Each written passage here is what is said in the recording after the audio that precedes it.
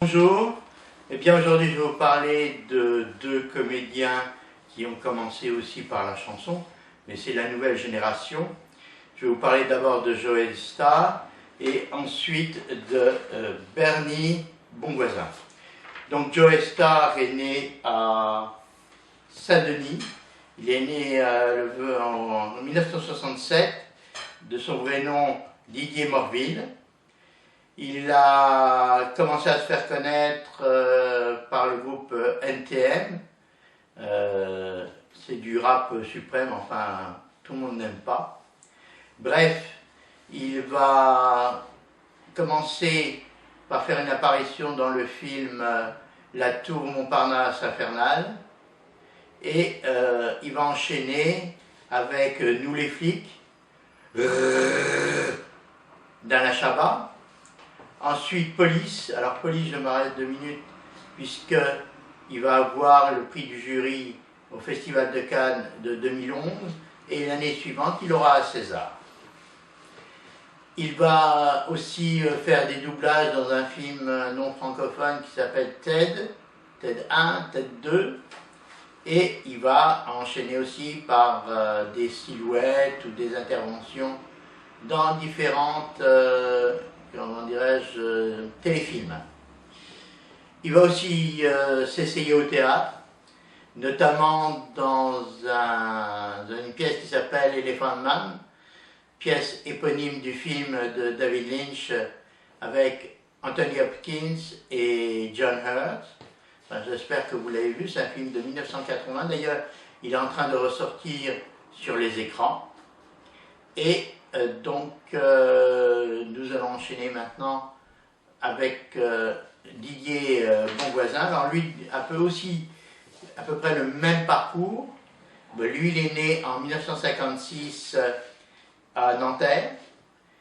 Il a créé un groupe qui s'appelle Je consulte Trest.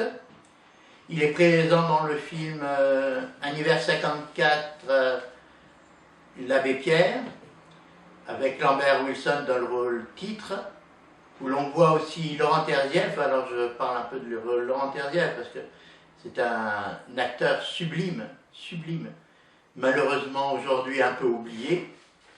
On aimerait qu'à la télévision, de temps en temps, des films avec lui passent. Il va enchaîner avec d'autres films sociaux, notamment La haine de Mathieu Kassovitz, Old Cool, avec Joe Star d'ailleurs, et Coluche, l'histoire d'une vie.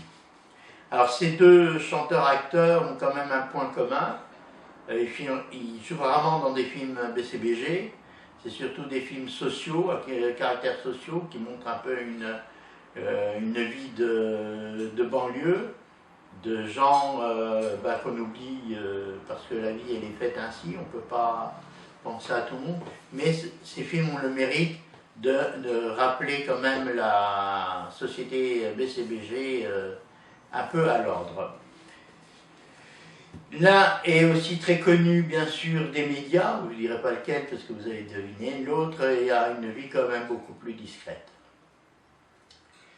Je vais vous parler maintenant d'un film qui date de 2017, La Mécanique de l'ombre. Alors c'est un film de Thomas Raetoff. C'est un excellent film avec François Cluzet, Simon Abkarian, Simon Boudjala et Denis Podalides.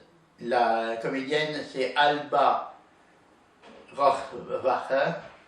Alors contrairement à ce qu'on pourrait croire, elle n'est pas allemande, elle n'est pas suisse, elle est italienne, elle est née à Florence. Ce film a une écriture à la Hitchcock, teintée de John le Carré, voire de Ian Fleming. On voit Paris un peu comme dans Alphaville, hein, c'est très glauque. Paris Intramuros, c'est aussi très glauque. C'est un film très intéressant, un film avec des silences, les silences parlent. Il n'y a pas trop de musique, il y a une vingtaine de musiques vingtaine de minutes de musique. Donc, si vous avez possibilité, soit de le voir en streaming, soit de louer le DVD, faites-moi confiance. Avant de vous quitter, je vais vous parler d'un film qui passe ce soir au club, à 20h35. C'est Babyface, un film d'Alan Green, aussi réalisateur oublié, avec Barbara Stanwyck. Alors pourquoi je vous en parle? Parce que c'est un film qui a été produit et réalisé juste avant l'imposition à Hollywood du fameux code ACE, vous savez, pas de peau nue, pas de poitrine, pas de poils, pas de ceci. Enfin, Hollywood s'est bien rattrapé depuis. Donc, sur ce, je vous quitte. La prochaine intervention, ce sera une chanteuse devenue actrice et qui vit encore de nos jours. Plus très jeune, mais elle est encore là, elle a de la ressource.